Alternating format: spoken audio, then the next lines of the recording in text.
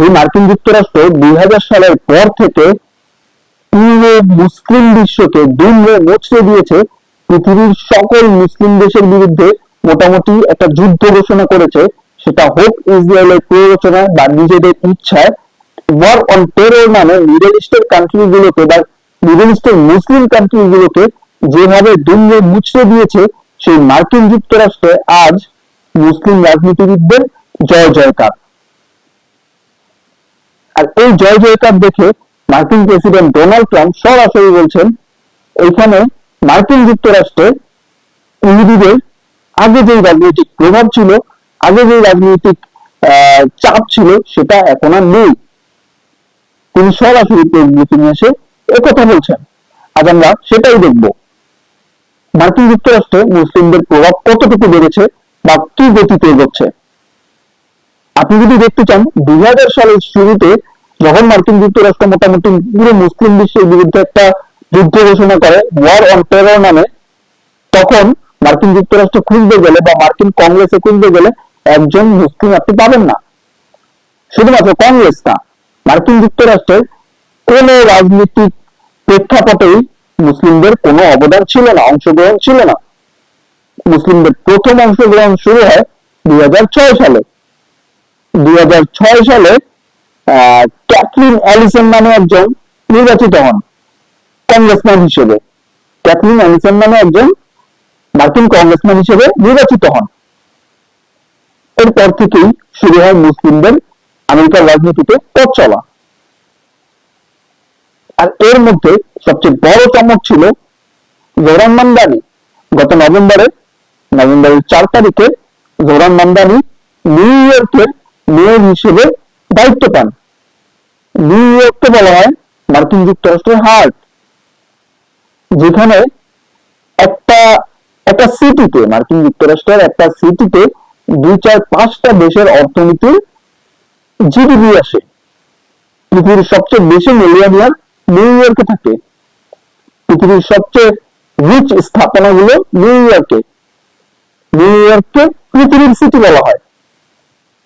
সেই নিউ ইয়র্কে মেয়র হয়েছে জোহরান মামদানি, যিনি একজন মুসলিম। শুধু মুসলিম না, তিনি ইসলামকে মনে প্রাণে ধারণ করে এমন একজন মুসলিম। আর এই মার্কিন যুক্তরাষ্ট্র সেই মার্কিন যুক্তরাষ্ট্র, যে মার্কিন যুক্তরাষ্ট্র ওয়ার অন টেরর নামে পুরো পৃথিবীতে মুসলিমদের বিরুদ্ধে যুদ্ধ ঘোষণা করেছিল। আর সেই মার্কিন যুক্তরাষ্ট্র আজ মুসলিমরা ডমিনেটিং পর্যায়ে যাচ্ছেন।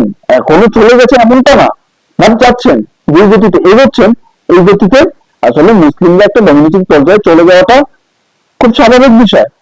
যেখানে 2000 সালে মাত্র একজন, আপনি বলতে পারেন সম্পূর্ণ রাজনীতিতে একজনও ছিল না, মার্কিন যুক্তরাষ্ট্রের সম্পূর্ণ রাজনীতিতে একজনও ছিল না, সেখানে আজ 2025 সালে এসে প্রায় 275 জন রাজনীতিবিদ মার্কিন যুক্তরাষ্ট্রের রাজনীতির সাথে জড়িত, যারা শুধুমাত্র মুসলিম না, তারা মন থেকে ইসলামকে ধারণ করে। এর মধ্যে 4 জন কংগ্রেসম্যান, সরাসরি কংগ্রেসে ভূমিকা পালন করেন। আর সেই 4 জন হচ্ছে রাশিদা তালিব, ইলহান ওমর, তারপর হচ্ছে আন্দ্রে কারসন, আরেকজন হচ্ছে লতিফা সাইমন। শুধু 4 জন কংগ্রেসম্যান না, আর জোহরান মামদানি শুধু নিউ ইয়র্কের মেয়র না, এমন প্রায় 15টা সিটি মেয়র হচ্ছে মুসলিম। মার্কিন যুক্তরাষ্ট্রের 15টা সিটি মেয়র মুসলিম। আপনি চিন্তা করতে পারছেন যে মার্কিন যুক্তরাষ্ট্র একটা সময় মুসলিমদের বিরুদ্ধে অঘোষিত একটা যুদ্ধ নামে, সেই মার্কিন যুক্তরাষ্ট্রের 15টা শহরের মেয়র মুসলিম, 4টা কংগ্রেসম্যান মুসলিম, যেখানে সরাসরি রাষ্ট্রের সকল নীতিতে ভেটো দিতে পারে বা ভোটাভুটি করতে পারে এই কংগ্রেসম্যানরা। আপনি বাংলাদেশের সাথে কম্পেয়ার করলে বাংলাদেশের এমপিদের যে ক্ষমতা, কংগ্রেসম্যানদের ঠিক সেই পরিমাণ ক্ষমতা। আর মেয়রদের ক্ষমতা তো আপনাদের বোঝাতে হবে না। আবার স্টেট ল মেকার বলতে পারেন। স্টেট ল মেকার হচ্ছে 7 জন। প্রায় 60 থেকে 70 জন স্টেট ল মেকার, যারা সরাসরি স্টেটের অর্থনৈতিক লেনদেন থেকে শুরু করে আইন সবকিছু নিয়ে কাজ করেন। এই জোহরান মামদানিও নিউ ইয়র্ক অঙ্গরাজ্যের আইন প্রণেতা ছিল। পরবর্তীতে তিনি সরাসরি নিউ ইয়র্কের মেয়র হয়ে যান। আর তিনি নির্বাচনের আগ থেকে ফলো করে প্রচার করে এসেছেন, আমি একজন মুসলিম, আমি মন থেকে ইসলামকে ধারণ করি, আমি এখন যে কোনো ভাবে নিউ ইয়র্কের মেয়র হতে চাই। আর মুসলিমদের উত্থানে কিছু খ্রিস্টান ব্যক্তিত্ব আছে যারা সর্বোচ্চ শক্তি দিয়ে সোশ্যালিজমকে প্রমোট করছে এবং মুসলিম যে রাজনীতিবিদ আছে তাদের পাশে শক্ত একটা ভিত্তি তৈরি করে দিয়ে দাঁড়াচ্ছে। তাদের মধ্যে একজন হচ্ছে আলেকজান্ডার ওকাসিয়া-কর্টেজ, আরেকজন হচ্ছে বার্নি স্যান্ডার্স। এই দুজন চোখ বন্ধ করে মুসলিম আইন প্রণেতা হোক, মুসলিম কংগ্রেসম্যান হোক, মুসলিম মেয়র হোক, সকলের পাশে চোখ বন্ধ করে সাপোর্ট দিচ্ছে। আপনি রাশিদা তালিবকে দেখলে দেখবেন যে তাদের পাশে বার্নি স্যান্ডার্স, তারপর হচ্ছে আলেকজান্ডার ওকাসিয়া-কর্টেজ আছে, তারপর হচ্ছে ইলহান ওমরের পাশে দেখবেন তারা আছে। এই যে রিসেন্টলি নিউ ইয়র্কের যে মেয়র হলো জোহরান মামদানি, তার পাশেও এই দুজন সক্রিয় ভূমিকা পালন করেছে।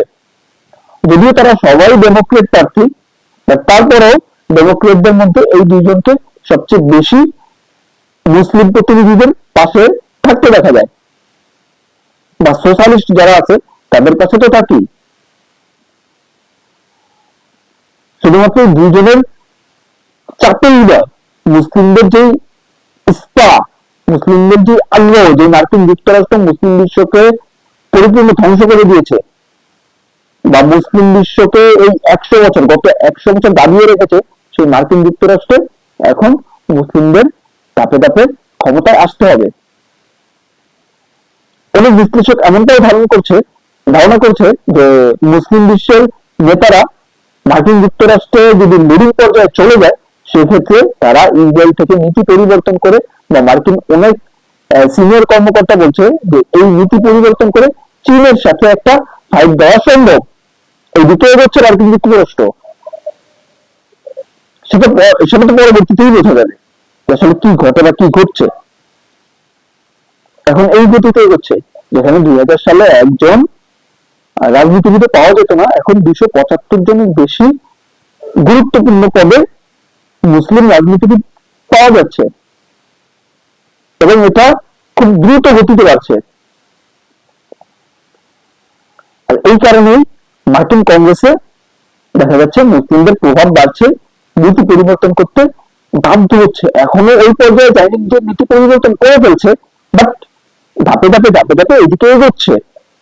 যখন ভিতর থেকে চাপ আসবে তখন নিঃসন্দেহে আপনার নীতি পরিবর্তন করতে হবে, এমন একটা পরিস্থিতি। তাহলে আজ রাখছি এখানেই। লাইক এন্ড সাবস্ক্রাইব করে পাশে থাকবেন এবং কমেন্ট করে অবশ্যই আপনার মতামত জানাবেন।